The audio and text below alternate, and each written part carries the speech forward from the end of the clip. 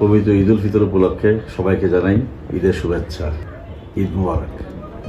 কুমিল্লার বরুড়া উপজেলা চলতি বছরে প্রথমবারের মতো মন্ত্রিসভায় প্রতিনিধিত্ব পেয়ে ইতিহাসের নতুন অধ্যায়ে প্রবেশ করেছে। দীর্ঘদিনের প্রত্যাশা পূরণ হওয়ায় স্থানীয়দের মাঝে বইছে আনন্দের জোয়ার, যার ছোঁয়া লেগেছে পবিত্র ঈদ উল ফিতরেও। এবারের ঈদকে ঘিরে বরুড়া জুড়ে দেখা গেছে ভিন্ন আমেজ। স্থানীয়দের প্রত্যাশা, বরুড়া থেকে প্রথম মন্ত্রী নির্বাচিত হওয়ায় সড়ক, শিক্ষা, স্বাস্থ্যসেবা ও কর্মসংস্থান সহ বিভিন্ন খাতে উন্নয়ন ত্বরান্বিত হবে। বাজার, বিপণিবিতান ও গ্রামাঞ্চলেও ছিল প্রাণচাঞ্চল্য।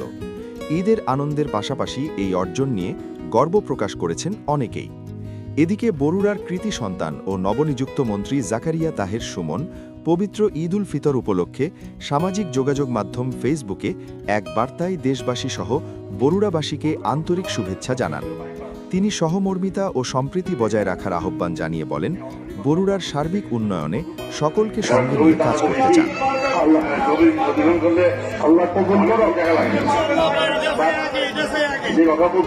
আপনারা যদি সহায়তা করেন, বরুড়ার যে ট্রাফিকটা আছে অফিসারের সাথে মিলে আমরা চেষ্টা করছি ট্রাফিকটাকে যেন কন্ট্রোল করা যায়।